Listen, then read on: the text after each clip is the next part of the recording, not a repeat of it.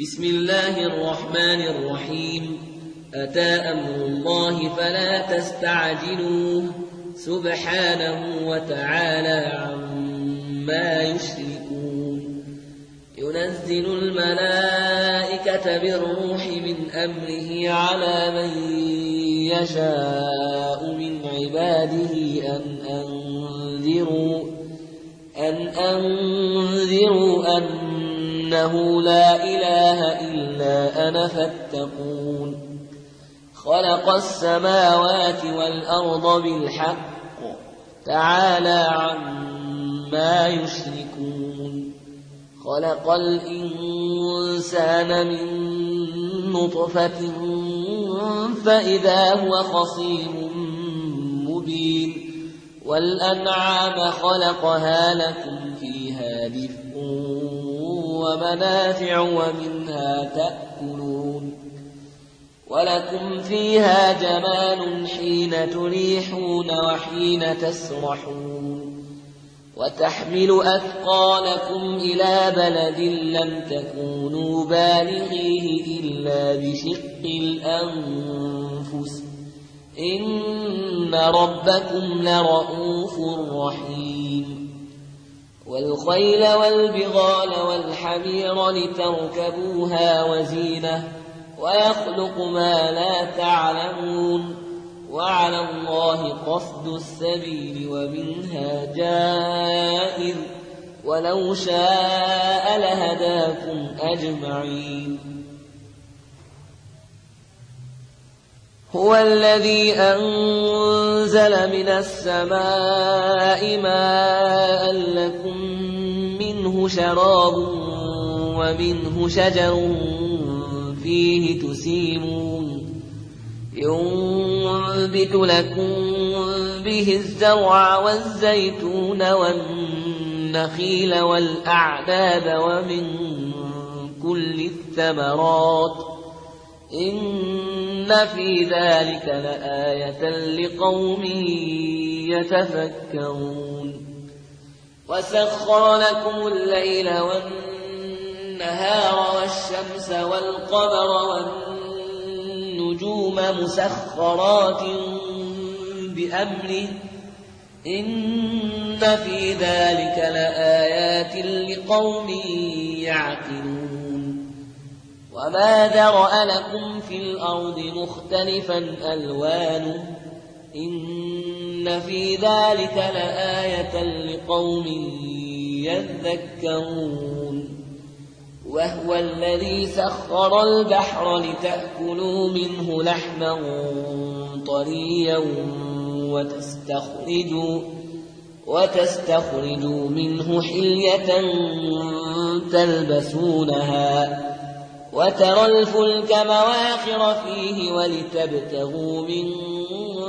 فضله ولعلكم تشكرون.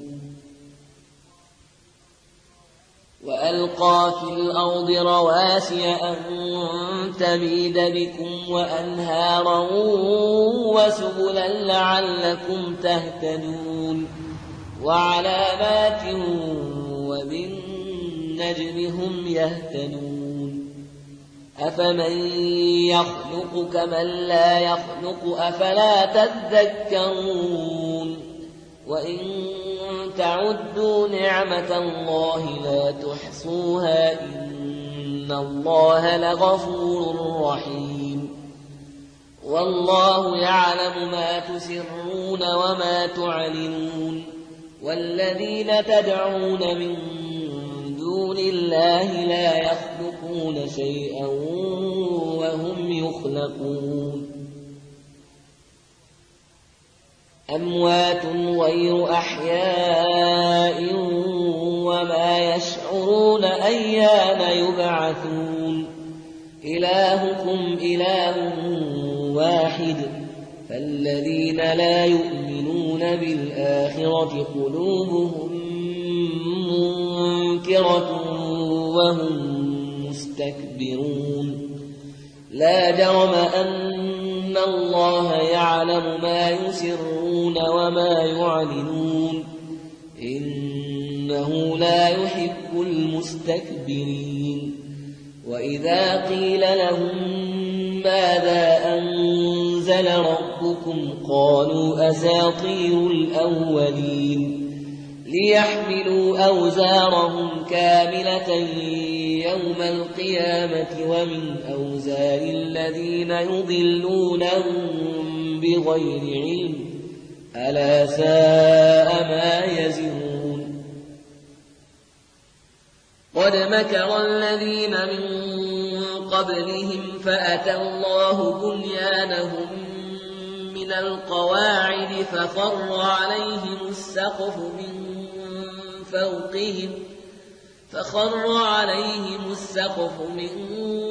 فوقهم وأتاهم العذاب من حيث لا يشعرون ثم يوم القيامة يخزيهم ويقول أين شركائي الذين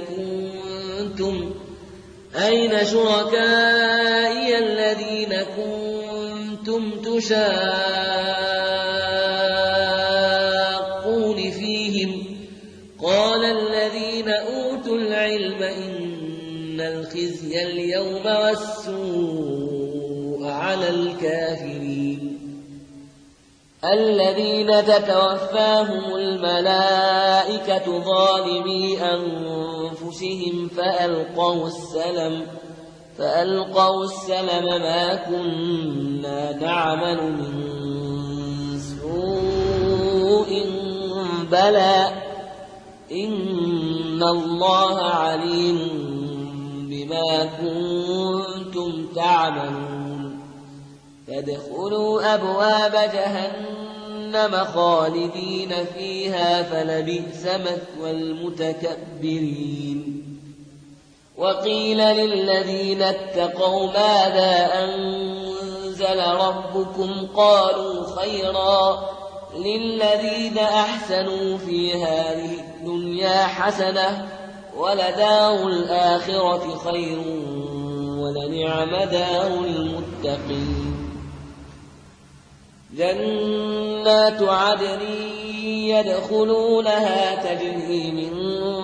تحتها الأنهار لهم فيها ما يشاءون كذلك يجزي الله المتقين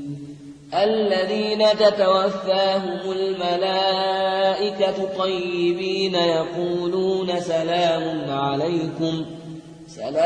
عليكم ادخلوا الجنة بما كنتم تعملون هل ينظرون إلا أن تأتيهم الملائكة أو يأتي أمر ربك كذلك فعل الذين من قبلهم وما ظلمهم الله ولكن كانوا أنفسهم يظلمون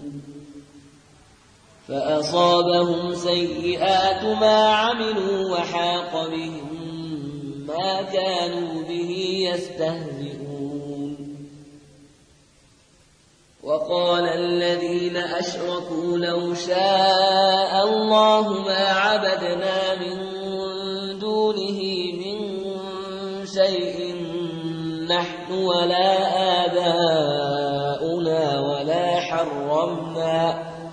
ولا حرمنا من دونه من شيء كذلك فعل الذين من قبلهم فهل على الرسل إلا البلاغ المبين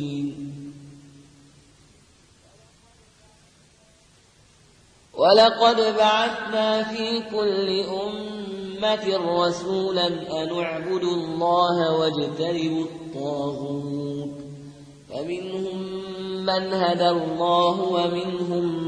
من حقت عليه الضلالة فسيروا في الأرض فانظروا كيف كان عاقبة المكذبين إن تحرص على هداهم فإن الله لا يهدى من يضل وما لهم من ناصرين وأقسموا بالله جهد أيمانهم لا يبعث الله من يموت بلى وعدا عليه حقا ولكن أكثر الناس لا يعلمون ليبين لهم الذي يختلفون فيه وليعلم الذين كفروا أنهم كانوا كاذبين إنما قولنا لشيء إذا أردناه أن نقول له كن فيكون والذين هاجروا في الله من بعد ما ظلموا لنبوئنهم في الدنيا حسنة ولأجر الآخرة أكبر لو كانوا يعلمون الذين صبروا وعلى ربهم يتوكلون وما أرسلنا من قبلك إلا رجالا يوحى إليهم فاسألوا أهل الذكر إن كنتم لا تعلمون بالبينات والزبر وأنزلنا إليك الذكر لتبين للناس ما نزل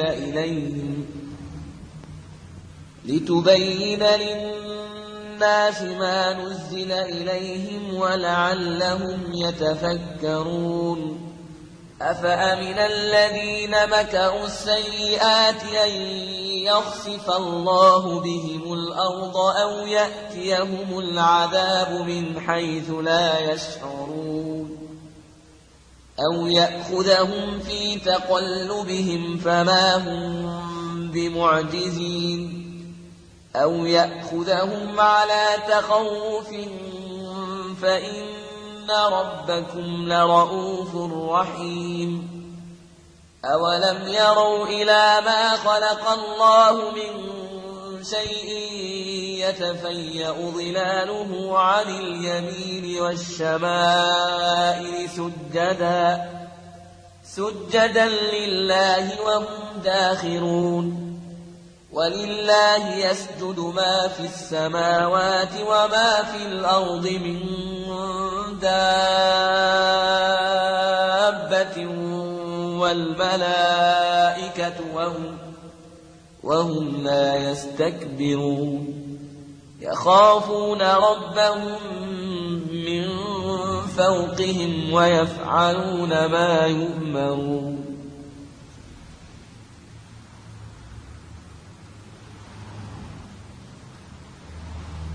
وقال الله لا تتخذوا إلهين اثنين إنما هو إله واحد فإياي فارهبون وله ما في السماوات والأرض وله الدين واصبا أفغير الله تتقون وما بكم من نعمة فمن الله ثم إذا مسكم الضر فإليه تجأرون ثم إذا كشف الضر عنكم إذا فريق منكم بربهم يشركون ليكفروا بما آتيناهم فتمتعوا فسوف تعلمون ويجعلون لما لا يعلمون نصيبا مما رزقناهم تالله لتسألن عما كنتم تفترون ويجعلون لله البنات سبحانه ولهم ما يشتهون وإذا بشر أحدهم بالأنثى ظل وجهه مسودا وهو كظيم يتوارى من القوم من سوء ما بشر به أيمسكه على هون أم يدسه في التراب ألا ساء ما يحكمون للذين لا يؤمنون بالآخرة مثل السوء ولله المثل الأعلى وهو العزيز الحكيم ولو يؤاخذ الله الناس بظلمهم ما ترك عليها من دابة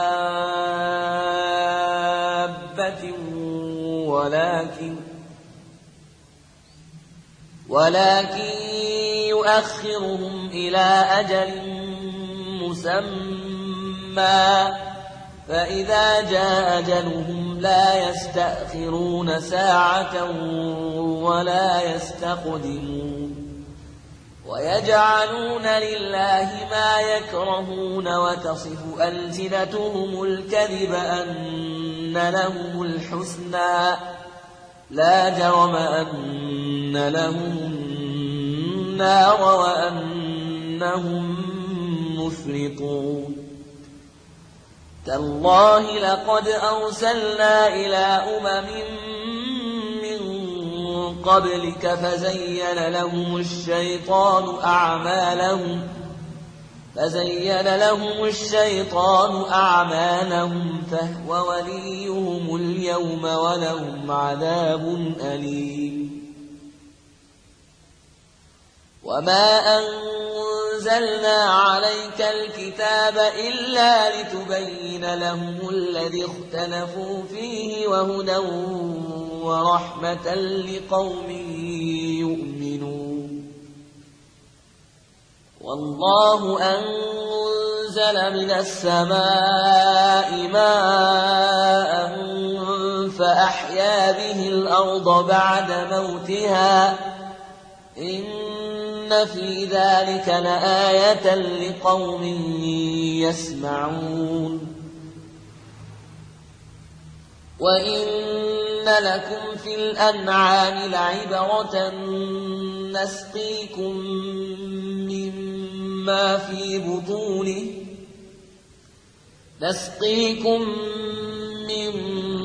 في بطونه من بين فرث ودم لبنا خالصا سائغا للشاربين ومن ثمرات النخيل والأعناب تتخذون منه سكرا ورزقا حسنا إن في ذلك لآية لقوم يعقلون وأوحى ربك إلى النحل أن اتخذي من الجبال بيوتا ومن الشجر ومما يعرشون ثم كلي من كل الثمرات فاسلكي سبل ربك ذللا يخرج من بطونها شراب مختلف ألوانه فيه شفاء للناس إن في ذلك لآية لقوم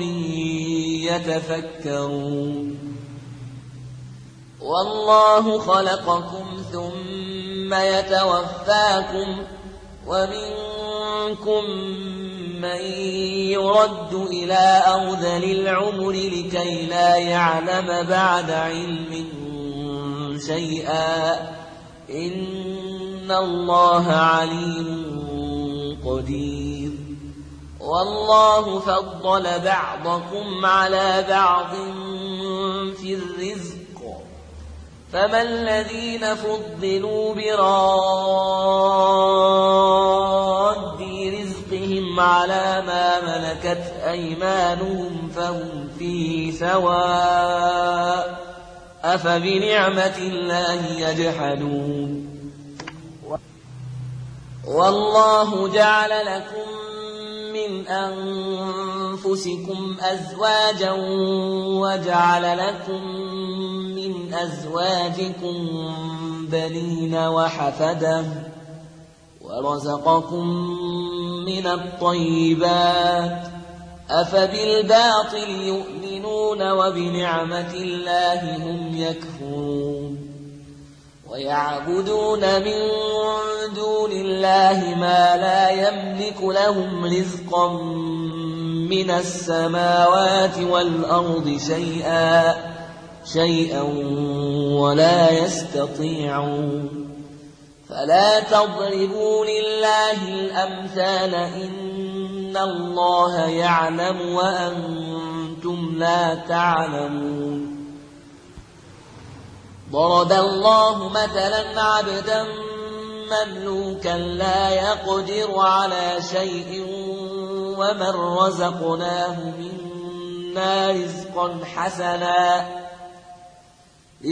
حسنا فهو ينفق منه سرا وجهرا هل يستوون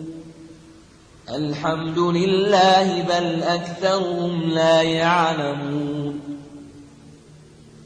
وضرب الله مثلا رجلين أحدهما أبكم لا يقدر على شيء وهو كل على مولاه أينما يوجهه لا يأتي بخير هل يستوي هو ومن يأمر بالعدل وهو على صراط مستقيم ولله غيب السماوات والأرض وما أمر الساعة إلا كلمح البصر أو هو أقرب إن الله على كل شيء قدير والله أخرجكم من بطون أمهاتكم لا تعلمون شيئا وجعل لكم السمع والأبصار والأفئدة لعلكم تشكرون ألم يروا إلى الطير مسخرات في جو السماء ما يمسكهن إلا الله إن في ذلك لآيات لقوم يؤمنون والله جعل لكم من بيوتكم سكنا وجعل لكم من جلود الأنعام بيوتا تستخفونها يوم ظعنكم ويوم إقامتكم ومن أصوافها وأوبارها وأشعارها أثاثا ومتاعا إلى حين والله جعل لكم مما خلق ظلالا وجعل لكم من الجبال أكنانا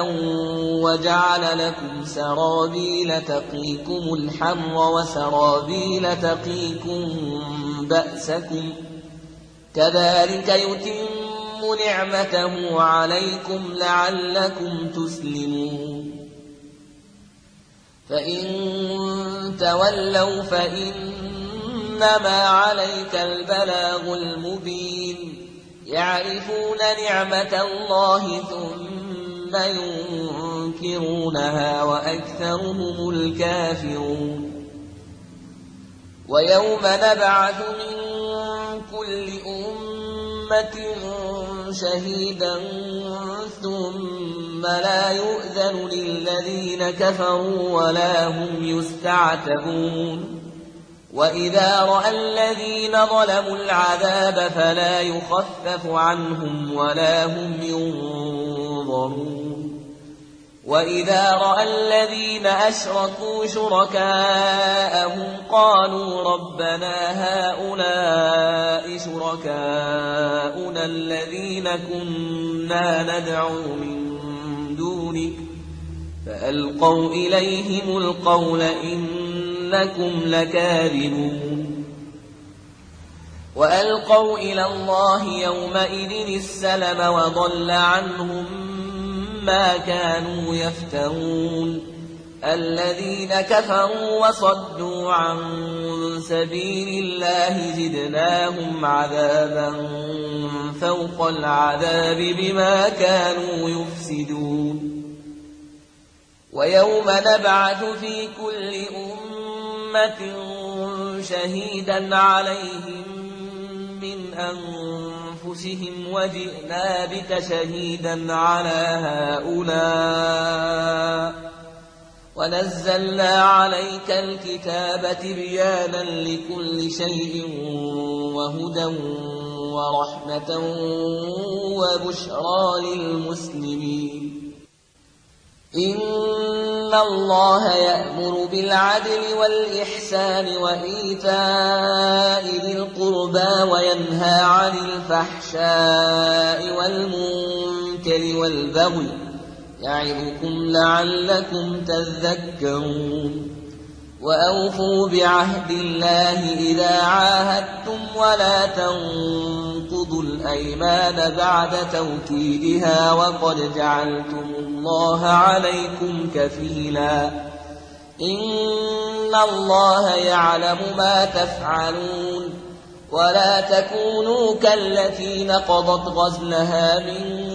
بعد قوة أنكاثا تتخذون أيمانكم دخلا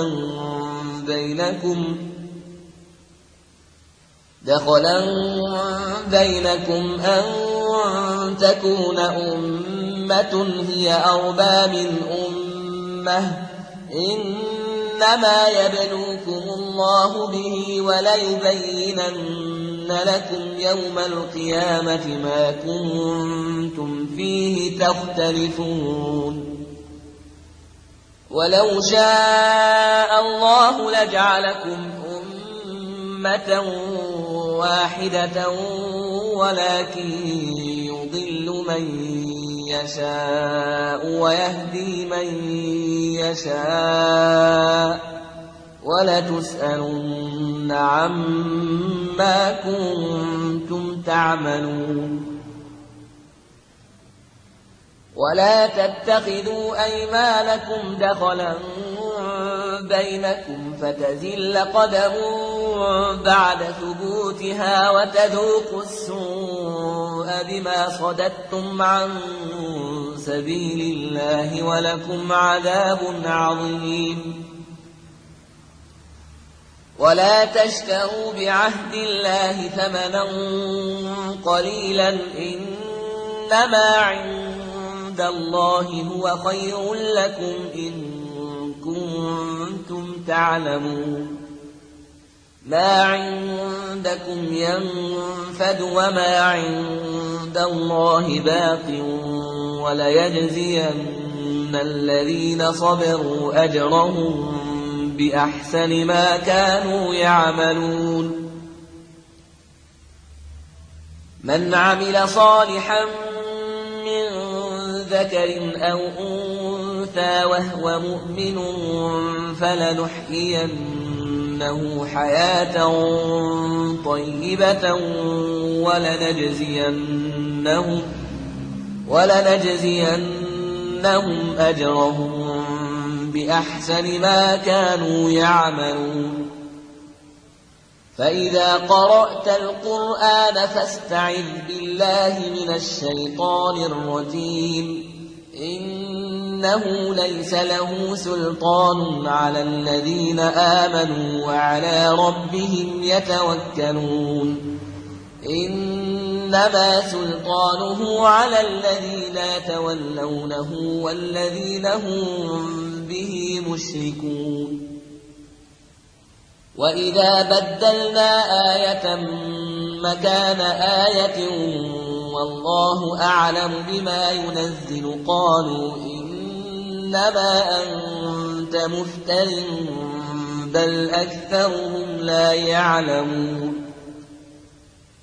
قل نزله روح القدس من ربك بالحق ليثبت الذين آمنوا وهدى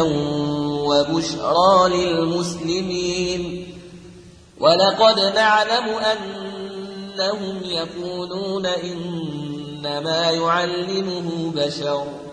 لسان الذي يلحدون إليه أعجمي وهذا لسان عربي مبين إن الذين لا يؤمنون بآيات الله لا يهديهم الله ولهم عذاب أليم إنما يفتري الكذب الذين لا يؤمنون بآيات الله وأولئك هم الكاذبون من كفر بالله من بعد إيمانه إلا من أكره وقلبه مطمئن بالإيمان ولكن من شرح بالكفر صدرا فعليهم غضب من الله ولهم عذاب عظيم ذلك بأنه مستحب الحياة الدنيا على الآخرة وأن الله لا يهدي القوم الكافرين أولئك الذين طبع الله على قلوبهم وسمعهم وأبصارهم وأولئك هم الغافلون لا جرم أنهم في الآخرة هم الخاسرون ثم إن ربك للذين هاجروا من بعد ما فتنوا ثم جاهدوا وصبروا إن ربك من بعدها لغفور رحيم يوم تأتي كل نفس تجادل عن نفسها وتوفى كل نفس ما عملت وهم لا يظلمون وضرب الله مثلا قرية كانت آمنة مطمئنة يأتيها رزقها رغدا من كل مكان فكفرت بأنعم الله فأذاقها الله لباس الجوع والخوف بما كانوا يصنعون ولقد جاءهم رسول منهم فكذبوه فأخذهم العذاب وهم ظالمون فكلوا مما رزقكم الله حلالا طيبا واشكروا نعمة الله إن كنتم إياه تعبدون إنما حرم عليكم الميتة والدم ولحم الخنزير وما أهل لغير الله به فمن اضطر غير باغ ولا عاد فإن الله غفور رحيم ولا تقولوا لما تصف ألسنتكم الكذب هذا حلال وهذا حرام لتفتروا على الله الكذب إن الذين يفترون على الله الكذب لا يفلحون متاع قليل ولهم عذاب أليم وعلى الذين هادوا حرمنا ما قصصنا عليك من قبل وما ظلمناهم ولكن كانوا أنفسهم يظلمون ثم إن ربك للذين عملوا السوء بجهالة ثم تابوا من بعد ذلك وأصلحوا إن ربك من بعدها لغفور رحيم إن إبراهيم كان أمة قانتا لله حنيفا ولم يك من المشركين شاكرا لأنعمه اجتباه وهداه إلى صراط مستقيم وآتيناه في الدنيا حسنة وإنه في الآخرة لمن الصالحين ثم أوحينا إليك أن اتبع ملة إبراهيم حنيفا وما كان من المشركين إنما جعل السبت على الذين اختلفوا فيه وإن ربك ليحكم بينهم يوم القيامة فيما كانوا فيه يختلفون ادع إلى سبيل ربك بالحكمة والموعظة الحسنة وجادلهم بالتي هي أحسن إن ربك هو أعلم بمن ضل عن سبيله وهو أعلم بالمهتدين وإن عاقبتم فعاقبوا بمثل ما عوقبتم به ولئن صبرتم لهو خير للصابرين واصبر وما صبرك إلا بالله ولا تحزن عليهم ولا تك في ضيق مما يمكرون إن الله مع الذين اتقوا والذين هم محسنون